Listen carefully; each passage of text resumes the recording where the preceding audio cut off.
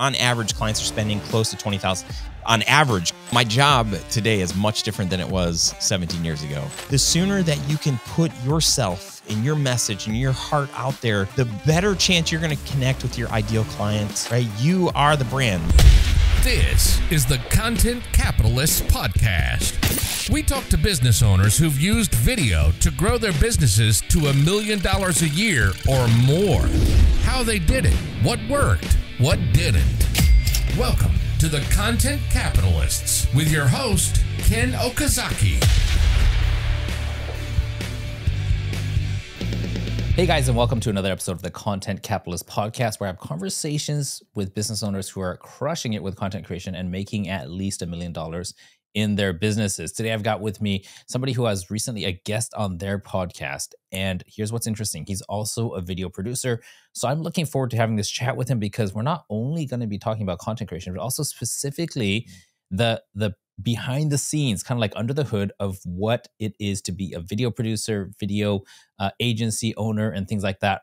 Ryan Koral, welcome to the show. I can't wait to get this going. Ken, thanks for having me, man. This is fun. How the turntables have turned. The turntables have turned. There we go. So if only, we were DJs mixing things around, then we could just go on and on with that analogy. Yes.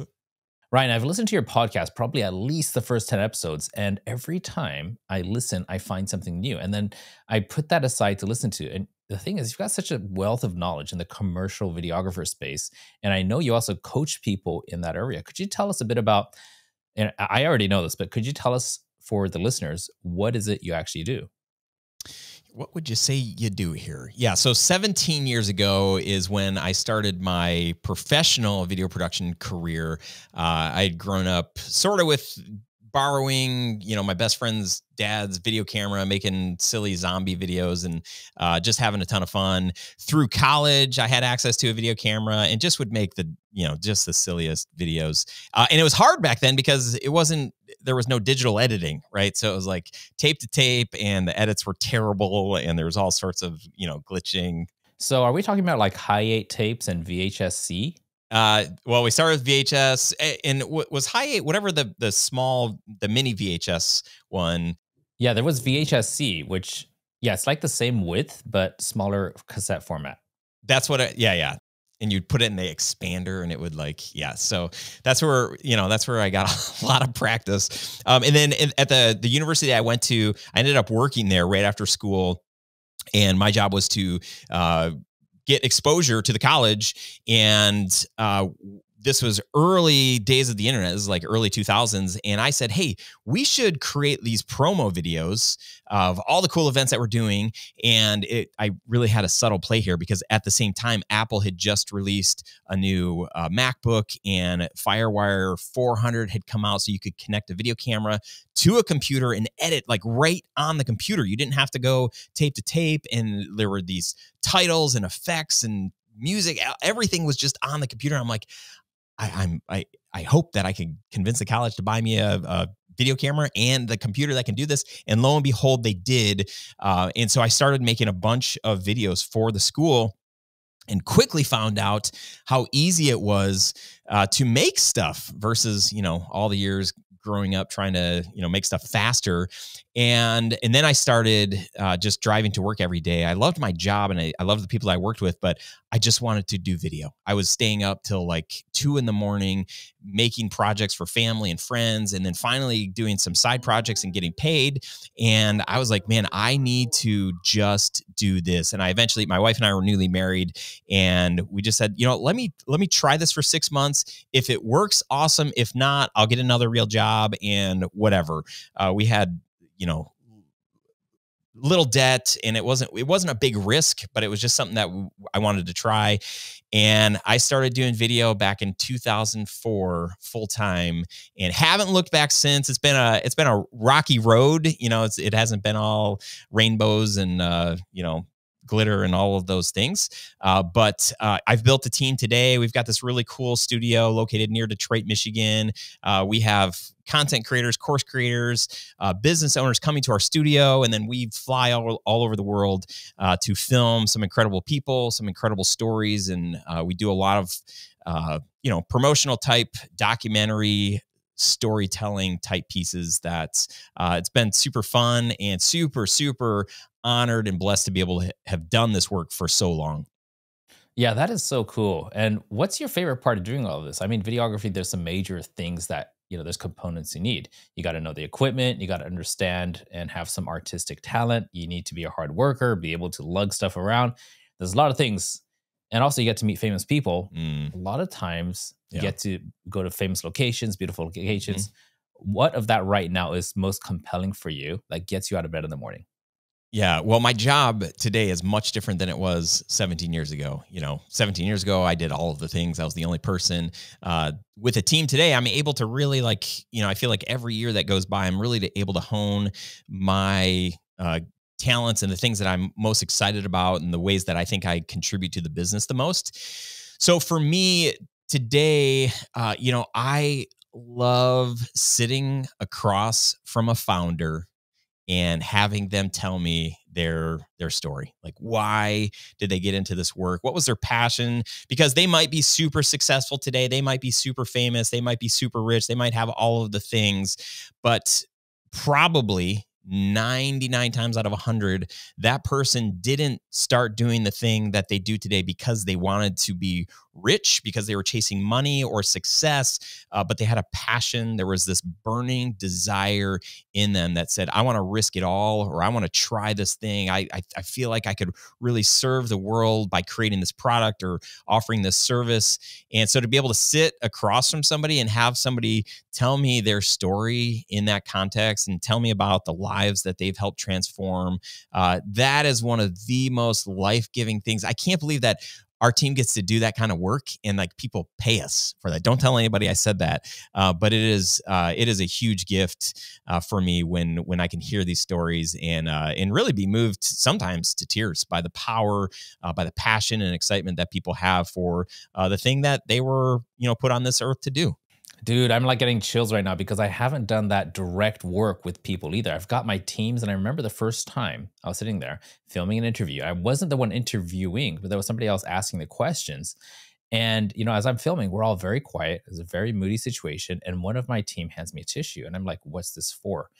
And then I realized that I'm crying, because I didn't realize it, but I was so touched by this woman's story that she was sharing.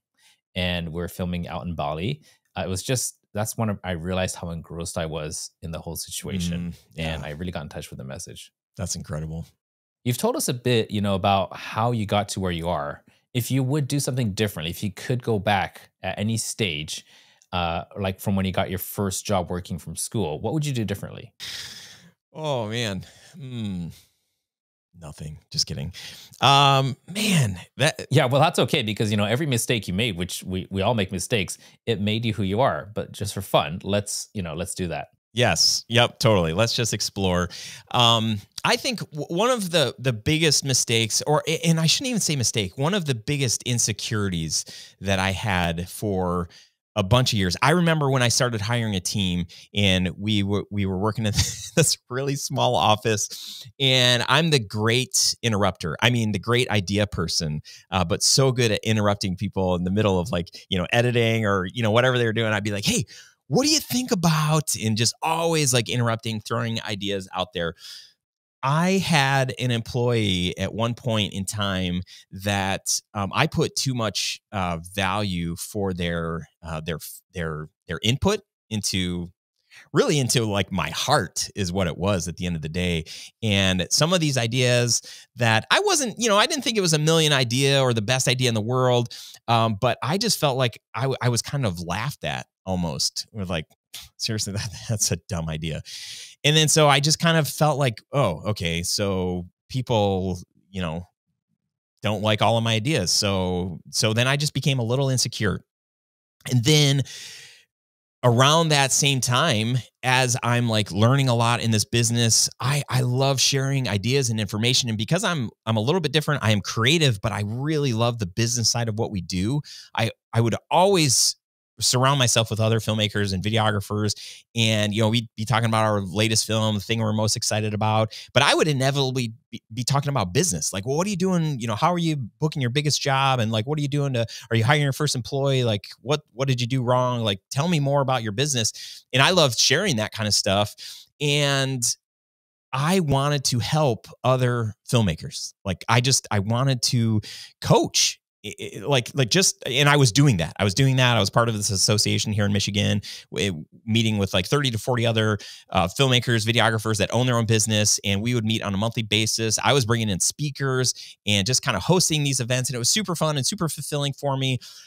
A good friend of mine started coaching and having people pay him to coach them. And he was known as like the video business coach or something like that. And I was like, oh, I wish I would have thought of that. I wish I would have like figured out how to monetize this, like, just this network thing that I sort of created, because I wanted to do it more, but my wife was like, dude, like you're spending like all this time with these guys and they're not paying you. And it's good. It's like, I'm glad that you're doing that. It's a way to give back and whatever, but we've got a couple of kids now. You should probably spend a little bit more time at home.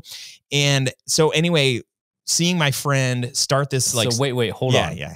Like you were actually going out for appointments to coach these people, or was that just kind of? Well, Ken, like over lunch, like, hey, Ken, let's grab lunch. And I know we would be talking about video, and I would ask you questions, and I would offer you advice and ideas. And so it wasn't like that's anything. Pretty close to official though, right? But was it like on the? Yeah, I mean, it was. I hate to say this, but I've got the exact same way, because it's like, dude. Yes, because I love people, I love ideas, I love this business that we do. Yeah, free advice is so much fun to give, but tell me if you found this to be true for you, right? The free advice is not applied nearly as much as paid advice. Is that what you find to be true in your case? Yeah. What is that saying? When you pay attention. Yeah. Yeah. Somebody shared that with me, I don't know, a year or two ago. And I was like, oh, it all makes a lot more sense. Yeah. It's funny, isn't it? How when the words just kind of rhyme, then it's clever, right? You could say the exact same thing, but when they rhyme, then it sticks. It's amazing, our brains, how it does that. Yes. So anyway, long story longer, wanting to coach, but feeling like insecure. Somebody else had already done it. I just felt like I didn't want to impede on his territory. We knew a lot of the same people. And so to answer the question, what do I wish I would have done?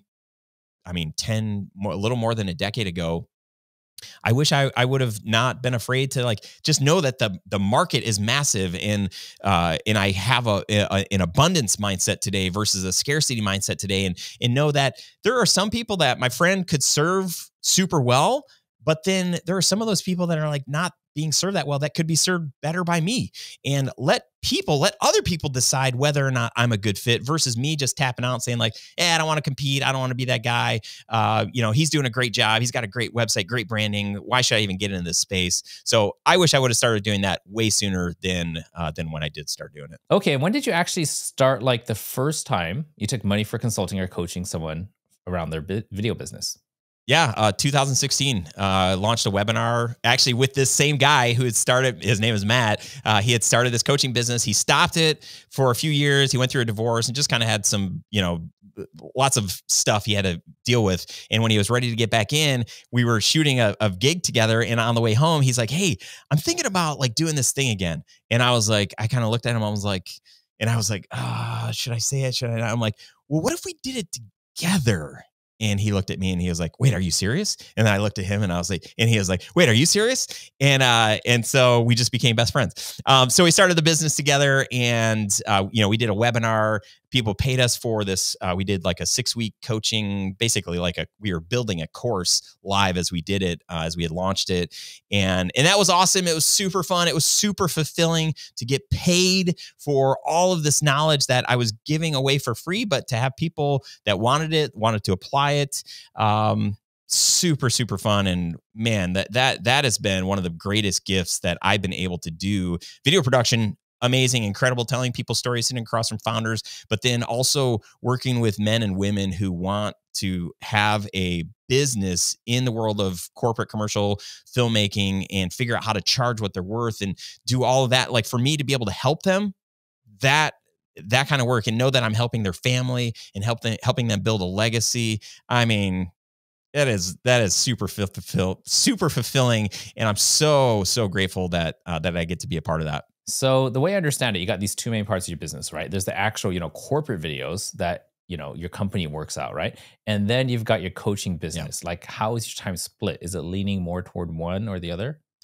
So today I kind of have my calendar blocked out, my weeks blocked out. The first sort of 3 days of the week, I'm more available to the corporate commercial, our video production business. And then Thursdays are really my dedicated days to try to create content, write emails, do the things that I need to do in the Studio Sherpas world for corporate commercial filmmakers. And then Fridays are just kind of like I try to keep open. I try not to work.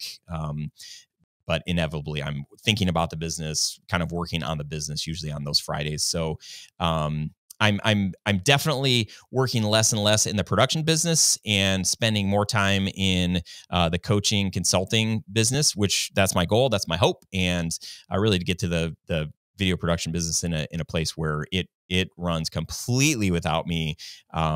So then I can really choose like what video projects I want to be a part of and dive more into coaching and creating content for filmmakers and whatnot.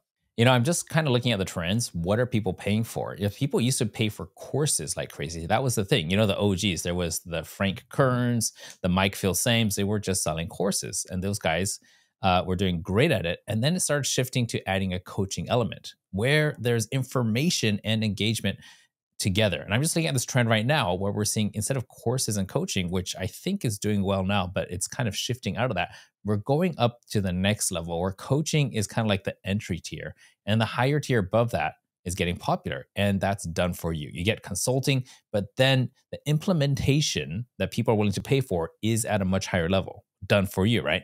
Then there's this evolution happening, and I think that you're riding the wave in the right direction. You already have the done for you thing with the corporate side of things, Right. and then I guess in videography it's a little bit difficult. You're not going to be able to, actually shoot the videos for your coaching clients, nor do you want to, right? And this trend is definitely moving in the direction. I've seen people talking a lot, like people who come on my podcast, and there's a lot of people who have the same thinking. I was going to add to that. I started a mastermind toward the end of last year. I had this live event for filmmakers, and at the live event, again, I was experiencing some imposter syndrome. I wanted to share, hey, I'm thinking about launching this mastermind, but then I was like, no, they're not going to want to do it. And then everybody at the event was like, it was at the end, and they're like, so what's next? And I was like, well, nothing. And they're like, no, come on. And I was like, okay, I was thinking about doing this mastermind, and I had literally one guy threw his credit card at me when I told him, it was going to cost these thousands of dollars. And he's like, I'm in. And I was like, oh, okay.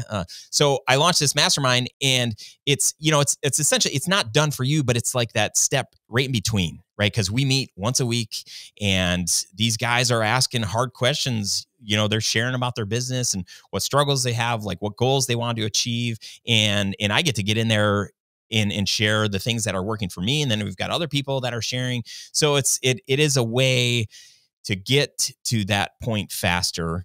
But I definitely feel like, I think with the podcast that I have and the courses that I've created, I'm trying to help build a framework for people. I don't think I'm in a place yet where I actually want to try to apply the business frameworks for, video businesses. But I definitely agree with you. We're doing that. Like we're hiring a marketing agency for our production company, because I'm like, that's one of the last remaining pieces that I've got my hands around. And I'm like, I want to release it because I think somebody else could do way better than I can in a lot faster time. So I'm willing to pay an agency to come in and do the thing. So I think you're right on with that trend. And a lot of them are like, yeah, the people are paying more to get the done for you, higher quality people. The trees have been shaking quite a bit, and there's a lot of these fly by night coaches who dip their toe in, they make a bit of money, and then they fizzle out, right? And it's all about the long game. Do you remember the first time you? Yeah, I sort of remember when I always here's my problem. I love a microphone. I love being on stage. So I'm not like most people. I understand that, but there was a time where, just put a microphone in front of my face and I can like start like talking about like nonsense. But today, like you inviting me to be on your podcast, I was like, oh, like I feel like I have some stuff to contribute, like some things that will make sense, hopefully. But I really believe that. And so that was the shift for me where I felt like I could stand in front of a camera and, if it's a video that I'm shooting, I'm just trying to think like, okay, what's the purpose? What is the call to action? What really do I want people to know or do because of what I'm about to do? And I think kind of getting clear, being able to answer those questions makes it a lot easier than just like, oh, I need to shoot a video. Okay, let me just hit record and let's see what comes out. And I can edit it, and kind of cut it together so it will make sense even if I'm rambling. That's a really hard way to feel comfortable and confident in what you're creating. But I will say the more reps you get at just having the camera in front of your face and hitting record and watching yourself and like, okay, I don't like that. That's really bad. My voice is terrible. I look dumb. Even my hair, I'm just like, oh gosh, look at that. But the more you see yourself, like I think that's been one of the gifts of the pandemic. If there have been any gifts, it's like, we've all gotten used to seeing ourselves on Zoom. And that's one huge step. The next step is like, okay, now I'm going to shoot a video all by myself. And it's just like with anything. The more you practice it, the more you start shipping your videos and getting them out there, the sooner you can, number one, help people, which is the most important thing. And the more you can believe that your message matters. And when you do get the stuff out there, it can help people. So like, why would you just get caught up, Ryan, in how your hair looks or how you sound, or the video's not exactly, it's not like you don't sound as cool as Ken does or as put together, but at the same time, people resonate. I have friends, I have people that like me. I have people that come to me, that I know, that ask me some questions. So I have to just believe that, well, if there's these people, then there's probably some strangers on the internet that I could help too. And why would I let any of that stuff get in the way of me helping other people? I think that was the biggest shift for me, is realizing that I do have something to offer. I've done this business for 17 years. I have a passion to see people succeed.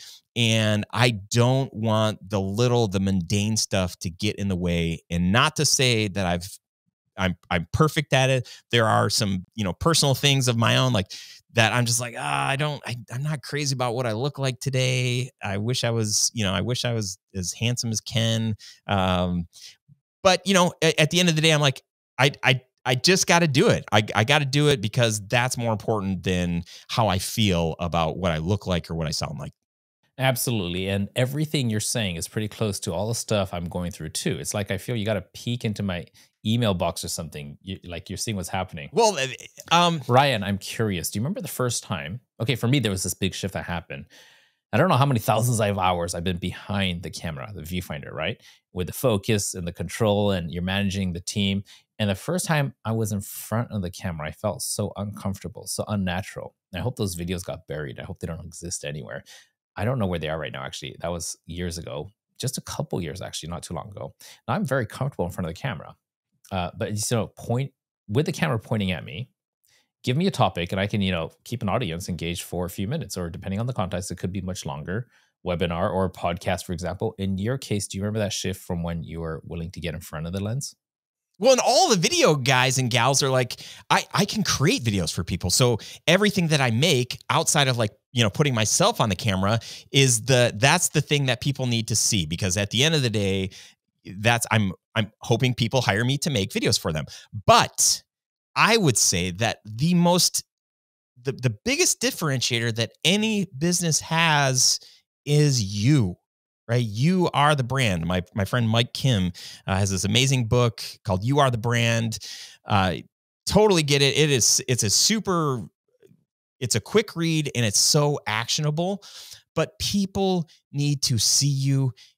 If people see you, hear what you have to say, kind of understand your vibe, like, oh, Ryan, he's got a DuckTales t-shirt on. This guy is not taking anything serious in life. Not the kind of guy I want to work with.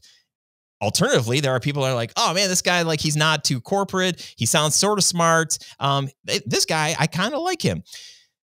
Creating videos or a video or having videos of you and your real personality, not your corporate, not your, unless that really is your personality. If you're really corporate and you're super serious, like, create that, because the sooner people can see your true, authentic personality and your heart, and when you can put that out there, the sooner people can say, heck no, I do not want to hire that guy. So I'm not going to reach out to him. I'm not going to fill out his questionnaire. I'm not going to have him read the questionnaire, schedule a follow-up phone call, spend 20 minutes on Zoom, only to find out like I really don't, that was a waste of time for me. It was a waste of time for him. Or they see my video, they see my quirkiness and my goofiness and all of my great knowledge that I have. And they're like, I like this guy. I need to fill out this form. Like the sooner you can get a no, the better. And the best way in my mind is not to surprise people later. Like for us, if people hired us and the first time they saw me and they were like, we got to have Ryan on set, but they didn't realize that I'm, sort of a goofball, pretty sarcastic. And I come on set, I'm kind of, punch people in the arm and, trying to make them feel comfortable with my style. And they're like, oh my gosh, like we can't have, this is not, this is a very serious, if they can figure that out before they hire us, that's better. So I am encouraging filmmakers and pretty much all business owners, karate chopping my microphone, like put your face on your website, put your voice, share a little bit of personality and what you care about, put that out there so people can say like, yes, I'm into that and I want to contact that person, or no, not interested. And then also, when it comes to your competition, a lot of your competition probably doesn't have anything that is like, they probably have a stock video with canned, music or whatever. So if you're putting your personality out there, you're putting your steps ahead of the competition, and I just think it puts you in a totally different league. That's really interesting. In your coaching program with videographers, do you get pushback from your clients? Like I'd imagine some of them are, they're going to struggle to get in front of the camera, and you tell them that they're going to have to start promoting and creating their brand. Is there some element of your coaching around that you get pushback against? And like, I don't want to be in front of the camera, people like that, or I'm too shy, I'm not good in front of the camera. Does that happen? Well, I mean, Ken, I just feel like that I come back to that question of like, okay, tell me again, like what are you so excited about, like in your business that you get to do? And then the person, can reflect and think, well, I really want to do this. If you really believe that in like maybe what makes you different than the person down the street, or like what makes your videos different, or whatever your business is, well, it's this thing. Okay. If you want to help as many people as you can put a demo reel on your website. You can pay money, Facebook ads, you can do a lead magnet, you can create all this stuff. But the sooner that you can put yourself and your message and your heart out there, the better chance you're going to connect with your ideal client, your ideal audience. And if you're connecting with them the fastest, you're going to have the biggest impact that way. No, with my normal clients, my agency clients, we produce the videos for them 100%. One of the biggest objections we get is I don't have the right gear. But in the case of videographers, that's the one thing they can't argue against, right? Because they're supposed to have the professional gear, right? Right. Not an excuse. At least it definitely shouldn't be. So that's out of the way. So it's really just about how bad do you want it?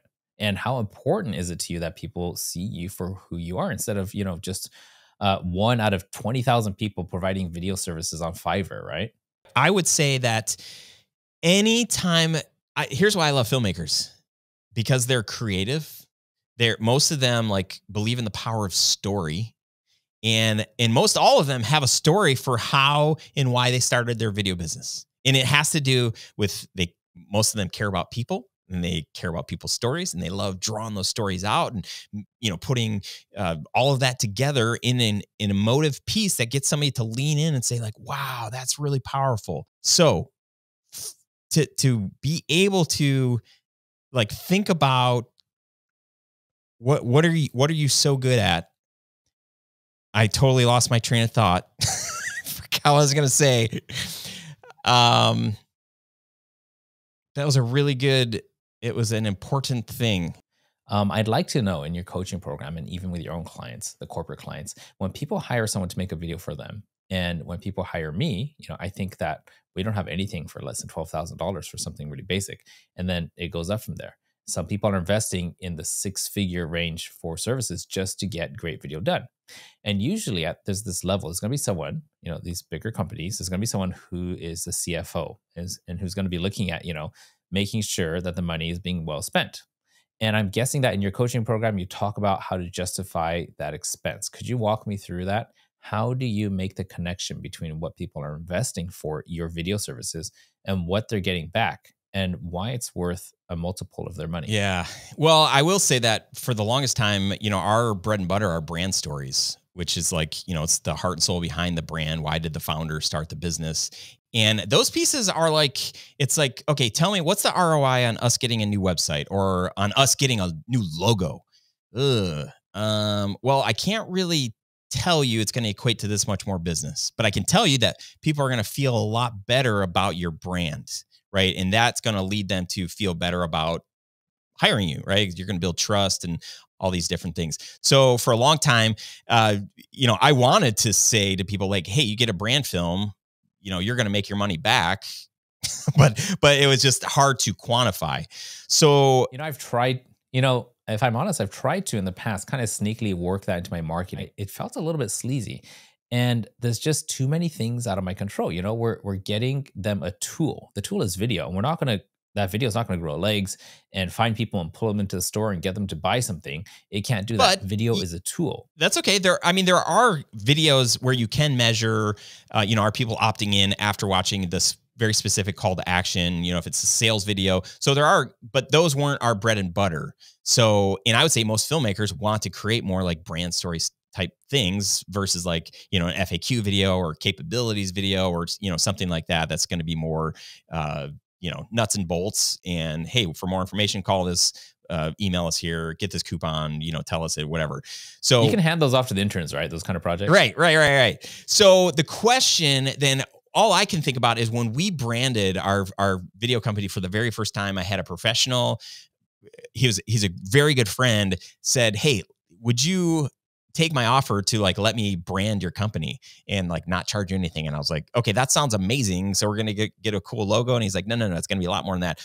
A lot more than just a logo. So he did this whole, asked me a ton of questions about the business, about my vision, about my, my origin story, all these things, created this cool name, created this amazing tagline, gave us like this awesome copy to go on our website. Dude, when he did that, I went from confidently charging people, or maybe not so confidently, like maybe $2,500 or $3,000 for a video, to like saying, my videos are, I could charge $8,000, $10,000. My confidence level as the salesperson of my company like skyrocketed. So I felt like I had this amazing, tool, for lack of a better word, of this like gorgeous brand, this awesome logo, this like very compelling copy that spoke exactly who I was. So I do the same thing on calls, like sales calls for people that are interested in video, to say like, okay, like what is this video worth to you? And if people are like, I don't know. Well, okay, like let's just say you don't do the video. Like what is anything going to be different? And if they're like, yeah, no, if that's their answer, then it's not really that important to them. But if they really say like, no, like this is going to be one of the main things that people see when they're getting to know our company and our brand. Okay, well, like then let's start talking numbers here. Like how many people do you think are going to see it? And how many clients are you hoping to book this year? And how much revenue do you think, like where are you going to be at right now? And then like, let's just say you get this video, where do you want to be with the video? So then we can really start applying like some of the value of what this brand story can be. It's really hard. Like I can't guarantee ROI, but if I can help you know that, hey, your confidence level as a salesperson is going to go up. If you have a sales team that needs videos to help them sell their product or service, and they have something that looks good and sounds good and makes them proud, they're going to be more confident. They're going to command more money without the effort of feeling like, oh, well, don't go to my website because it's under construction, or we got this old video. Like, it's like, but please pay us top dollar. It totally is. So that's kind of the approach that I go with filmmakers, is like, hey, let's talk about the value of this project for your client. Like get that, understand that, so that you can really figure out, well, if it's not valuable to you, then like, I'm not even going to try to pitch this hard at all. I'm just like, here it is. But if you see the value and you understand that this could make an impact in your business, then you're probably right. And I believe that it can. And here's how. And right now in your coaching business, when your clients come to you and they're asking for help, roughly like on an annual basis, are most people above or below the 6-figure per year income level for at least their take home money? Most people are above 6 figures, or at six figure, like, $100,000 or more. And I'm curious to know, like, as a result of working with you, how much have you seen your client's income grow? Is that like an additional 10%, or do they double their revenue? 8,000x, man. That's all I deal with. No, I'm just kidding. That's a great question. And unfortunately, I'm not really a numbers guy. So I should probably collect that data because it would probably help me in your marketing sales pitches, moving forward. But, I have, there's one guy in particular who our first coaching session, he was telling me, he was describing this project and he was doing some serious work. And we got to talking and I'm like, well, what does your contract say? And he's like, oh, I don't have a contract. And I was like, oh my God, oh my gosh, you're doing these like, $5,000, $10,000 video projects, like ongoing work for these clients, and you don't have a contract. Like, oh goodness. Needless to say, he now has a contract, which is very helpful for a lot of different reasons. But, he's gone from, charging, I think what he would charge like $1,000 or $2,000 to now he's charging $10,000 for projects, $20,000 for projects, $30,000 for projects. So not necessarily the same at what he was charging at 1,000, but his confidence level is sky high. And it's always super fun to chat with him because he's like, dude, you helped me so much, be able to feel like I actually am worth a lot more. And now I have more of a confidence. So next time, Ken, ask me some numbers and I'll try to get data because that would be so much cooler. I do want to pin you down with some numbers questions, and you can give me round numbers if you like. Yeah, that's fine. Oh, great. I'm curious to know how many years or how long after you started your video business do you remember getting to annual revenue of at least $1 million? Yep, great question. I can do the math there. 14 years. Wow, 14 years. So I can't figure out the time you actually started. How many years ago was that? So I would say 2004 official start, 14 years. Okay, that's like 4 years ago. That's cool. Has it been like trending upwards since then? It has, minus 1 year. And and last year, bounce back year after the pandemic. Last year was our second biggest year ever, and we're trending up, and it's pretty cool. And I'm really excited because I feel like, oh man, what I'm learning is like the more I'm like releasing of this business, the more money we make, and the less stressed out, and the less things that I'm doing inside of the business. So I think there's some kind of a correlation there. Yeah, there's definitely some kind of correlation there. And for me, I'm finding that it's team. The team allows you, it gives you freedom, and team only works once you have a system in place. Now, I'm curious to know, like with your videography business, do you have a minimum number? Like if someone's not willing to invest X amount, then you'll hand them off to somebody else. Like it's not worth you or your team's time. Yeah. So funny enough, actually, your episode, I'm not joking. When I interviewed you for my show, that was one of my favorite conversations. I love your energy. I love your entrepreneurial spirit, and just you're striving for excellence. Even if you're not striving, you are the things you're doing are excellent. So I commend you. But I was really inspired after our conversation. Before our conversation, I would say, $10,000 is like bare minimum. Most clients are spending closer to $20,000, and I would tell clients that. So on average, clients are spending close to $20,000, on average, $20,000, and upwards of six figures. So trying to scare away the people that are like, well, I got $500. Like, can you do a video for us? After our conversation, we created a brand new offering that is only $2,500. So or 25,000, 2,500 or 2,500. 2,500. I know you said 100. I was just making sure I heard that right. Yeah, you're like, oh, 2,500. Am I hearing that correctly? No, it's all good. Yeah. My interest is very piqued right now. Yes. So I'm on this sales call with this guy, and he's got some kind of an agency, and I'm telling him about our brand story because that was kind of as he's telling me what he thinks that they need. And I'm like, okay, that's awesome. That sounds like a brand story. Pricing for a brand story start at 15,000, and easily get up to 20 or 25,000. And he's like, oh, okay, wow, And I'm like, well, like, what were you guys thinking? Like, where are you at? And he's like, well, I'm not really sure, but I'll take that back to my clients and just see where they're at. And I said, well, hey, just so you know, if you don't need like stuff that's like soulful and emotive. If they just need content for their website, we do this thing called 21 in 1. Oh, that sounds super familiar. Borrowed right from you. We What's do this, 21 for? you get 21 videos shot in 1 hour. So come to our studio, you spend an hour in front of our camera, you come with FAQ from your business. So if you're in sales, if you're a recruiter, what are the 10 most frequently asked questions that you get asked? And you're going to come, if you're the salesperson, you know what these questions are, you know the answers, they're not scripted or anything.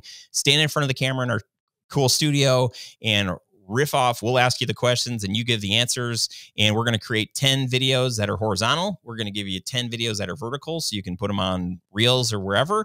And we're going to give you one long video that's got all of the FAQs inside of it. We're going to put some music underneath it. It's going to look super sharp and delivered in about a week. So That's a huge value. Yeah. I mean, it is a no brainer. And here's the thing. Yeah, especially after coming off, talking about $20,000, right? Right. Exactly. And he was like, he was like, oh, okay. And we're just kind of getting going with this thing. So I haven't had a ton of opportunities to be able to pitch it to people. But every time I do, it's like, people are like, oh yeah, I'd buy that. I'd buy that. Because it's like nothing, to get all those videos, to know that it can help you save time by not having to go, like, every sales call you have, getting directed in front of the camera, which a lot of people can't do at a very high level. So that's just like showing up in a studio. Right. It changes your mood. When I try to work out at home, I can't do more than 2 days in a row. But when I'm at the gym, I'm working out, I'm dressed in workout clothes. I got my gym bag, I got my water bottle, I'm working at home. It's the same thing. Everybody in the gym is working out. People show up in your studio in a professional environment. They just tend to perform a little bit better. Yeah. And the whole idea is like, let's save you time from having to hop on a discovery call and answer the same old questions that you always do. Like, let's just put these, or you've got content to give to somebody after a sales call and say, hey, if there were any questions that you forgot or we didn't go over or whatever, like, here's this page. And again, you're differentiating yourself from the competition. Guaranteed, they might have a FAQ section on their website, but they don't have videos. They don't have your personality or whoever's the face of your company or whoever's your salesperson or whatever. So to like just kind of build that relationship a little bit more, and for $2,500, it's like, oh man. So that's a new thing for us. And thank you for the idea. Cool, dude. We should riff on more ideas like that. That was a fun one. So we have something called 31 and Done, and it's content coaching for our clients, and we help plan them. So every 30 days, you spend 1 hour with one of our content coaches and you're done. That's the entire plan for the month. All the videos, that's the core content. And it's something about words that rhyme and just seems to work. And there's, I love it. 31 and Done. Now, we're coming closer to the end, and there's something that I have to ask. We're having so much fun chatting about everything, talking shop. But this keeps getting pushed back. Could you work out for me and my listeners, what's your content planning process look like right now? I know you've got your podcast because I was a guest on that. There are some videos inside of your group. I don't know what else you have going on. And how does all that funnel people from cold to sold? What's that process? Yeah. I'll start with don't do what I do. How about that? Everybody says that. Just give it to me. Well, here's the deal. I'm hiring a marketing agency. I'm looking at the things that they're going to do for me. It's all about consistency. It's all about showing up authentically in all these different places, to speak to all these different audiences that are on these different platforms in the way that they need to be spoken to. And all I need to do, well, I shouldn't say all I need to do. I haven't hired them, but share my heart, my vision, my hope, like content ideas, the things that, whatever. And they're going to make this stuff happen. So right now, the biggest thing I do for our video production clients is we focus on building our email list. And so tell us what you're actually doing for yourself to attract these coaching clients or your corporate clients. I'm going to hold you to this one if you don't mind. Well, what do you want to talk about? Because corporate clients, I would say our corporate work, we get a lot of repeat work. We get a lot of referrals because I've been doing this work for so long. And I post on social, mostly on LinkedIn or on my like Instagram stories to just show like, here's me learning how to wake surf. Here's me hanging out with my kids, eating ice cream, doing the things that we do. So it's all personal? Yep. No, not professional work stuff. We have an embarrassing, go ahead. I was just going to say, we have the most gorgeous videos that we've done for our clients, powerful, emotive. And I don't share any of them. You should. It's like I am a marketer's dream, right? Because we've got all this content and they're just like, oh, just give it to me. About a year ago, one of my clients who's doing very well for himself in the coaching industry, he says, Ken, you should start a coaching program for videographers. And maybe in the future, at some point I will. And one of the ideas I had is, for somebody who's in the program, who's deserving for some reason, can't pay the tuition. I've got a scholarship program, and their work would actually be to build the brand of the community because they're professional videographers. And of course, their work has to be up to snuff. But I think that videographers who network with other videographers and they have, the cobbler's children's syndrome where, the shoes are always broken. Yeah. And those kind of people got to use their networks. Like, hey, I'll shoot a video for you and get it produced and all that. And it just makes business sense. You guys both save thousands of dollars, you make each other's videos, and you build a great relationship, right? Have you ever thought of that for your coaching business? I think that's brilliant. I remember a friend of ours had hired like another local video company to do their video because they're like, we won't do it, right? Period. We're not going to do it. We haven't done it all this years in business. So let's have somebody who we respect. Yeah, well, you don't really need it, obviously, to get where you got. Right. But still at the same time. So for coaching clients in the world of like coaching corporate commercial filmmakers, I've got weekly video podcast that, I've been doing for 6 years. I don't know. We've got almost 300 episodes. I do at least one email a month. I really want my rhythm to be once a week, but it's just, I just can't do all the things. I'm doing all the things in the marketing world. So does that video podcast also get cut up? Yep. Do like, reels and we're doing some shorts and that. Oh, you know what? And also guesting, so like hopping on people's podcasts or summits, speaking at events. Those things have been very helpful for us to build our email list. And then in turn, I can add a ton of value through email. We don't add a lot of value on social and we have a lot of things to offer. And that's really why I'm done like trying to do all those things. I feel guilty for not doing them. And I think that the return. Yeah. You also don't want to be the. Yeah. I think that there's two classes of people, and this is what a lot of clients come to me with is, I want to be the next Alex Hormozy or Brad Lee or Tony Robbins or Gary Vee and whoever that person is. And they show me, like, can you help me produce content just like this? And then there's two main types that succeed. And one of them is the one who captures everything. And you have somebody else who's a content curator who's really good at tweaking those moments and cutting them in such a way. So there's a powerful 10 seconds or 30 seconds or even a minute long.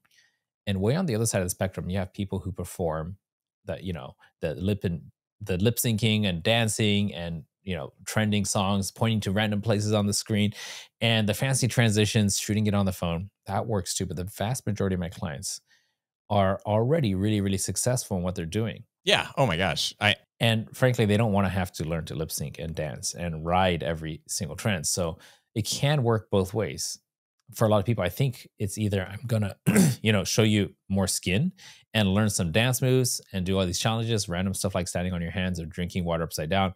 I don't know what's coming next, nor am I cut out for this. And I'm like, no. There's another way. Yeah, which is part of why I've really have stayed away from social media because I hate the trends because I'm like, this is only going to be around for a little while, and I don't want to get caught up in it. I don't want to have to rethink the strategy every time there's a new trend. So I'm just like, call it old school, or we're doing the long game here, where it's just like, hey, provide value, try to help as many people as possible. If something goes viral, cool. But if I'm only, if I only have 1,000 true fans, like, man, I'm going to make a really good living and I'm going to feel good. If I was in a room with 1,000 people that all wanted to hear what I had to say and were clapping because of the things I was saying, I'd be like, wow, I'm like making a difference in the world. And that's pretty cool. So a lot of my clients are like, I'm not cut out for this TikTok stuff or short form or videos. And I'm like, no. There's another way. And you can do the other way, which is just have conversations with people you're actually interested in having conversations with, and then edit it. Cut that stuff into stuff that's actually going to build that person's brand. And it's like right in between. I'm trying to polarize the difference here. Do you see it? Well, I equate it to like, when I was contemplating whether or not to ask my wife to marry me, and I was like, oh man, maybe we should wait until we're a little bit older. We have some more money. And then we did get married. And then it was like, okay, when should we buy our first house? It's like, or when should we have our first kid? It's like, you're never ready for the thing. Like you can, because you can prepare and do all the things, and then like you do it and it's like, oh, this isn't anything we thought it was going to be. We're doing it wrong. Like we never thought about that. We're doing it right. So all the planning, all the preparing, it just doesn't matter. You don't learn until you launch, until you do the thing. And so again, like I think the most important thing, and I don't want to sound like a broken record, but if you really believe in your message and you believe it can help, you believe it can serve others, the sooner you can put yourself out there, not a post, don't hide behind the camera or hide behind your computer, but put your heart and your soul out there for people to see and to hear. Like that is what you owe the world. You have these gifts and these talents and this passion inside of you for a reason, and to hide behind a phone because it's easier, you're more comfortable there. I don't think that we're like made to be comfortable in this world. I think that we're made to like help each other, to love each other and to serve each other. And the best way that we can do that is to put ourselves out there. It's a little uncomfortable and sometimes feels icky, and it's like, oh no, I'm making a fool of myself. But if you can help somebody, I mean, that is the greatest gift. So think of a time when you did help somebody and think what that felt like and how memorable that was. And if you want to do that again and you want to multiply that, I think putting yourself out there in video, letting people see you and hear you, unless you can do it in person, right? Video is the next best thing for people to say, like, man, that I resonate with what this guy or this gal is saying, and I want more of that, or I'm going to change the way that I think or I feel because of what this person, how they've been able to coach me or teach me, or what I've learned from their podcast or their YouTube channel or whatever. I think that's an obligation that we all have. That was practically a JFK level speech right there. Ask not what your country can do for you. It was good. Practically good. JFK. Well, that's one of the best compliments I've ever gotten. So I received that. Frame that. We're going to type it out, put some curls around the corners of that, frame it on the wall and stick it up. Absolutely. Oh yeah. So Ryan, as we wrap this up, I think there's a lot of people who are interested. If somebody wants to work with you at the corporate level and hire your videography services, or get in touch with you about getting some coaching around growing their videography business, could you tell us what's the best way for them to get in touch with you? Yeah, Tell Studios, TELL Studios, like we tell stories. So it's tellstudios.com.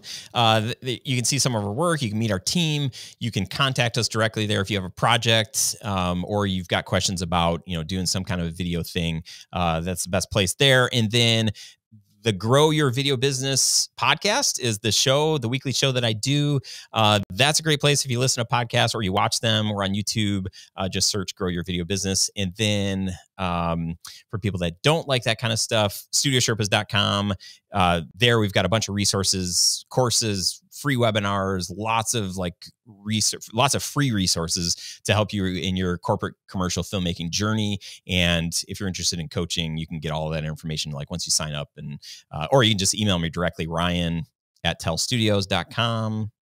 We'll just keep it simple and just give you one email address there. Thanks, Ryan. That's perfect. Guys, if you're listening to audio, then go down to the show notes down below. Check out all the links. If you're watching the video here on YouTube, then go to the description, right? All the links will be right there. We've talked enough times for me to call you a friend, right? Best friends. Cool. Let's do it. And the way you make friends is by reaching out, checking out their content and saying, hey, do I like this guy? Would I feel comfortable hanging out with him? And send him an email, fill out a form, whatever, have a conversation. See if that makes sense for you guys. I hope you enjoyed this as much as I did. And it's not often I get to talk with fellow video professionals, like video producers, video agency owners, but this one was especially fun for me. I hope it was fun for you too. And I will see you in the next video.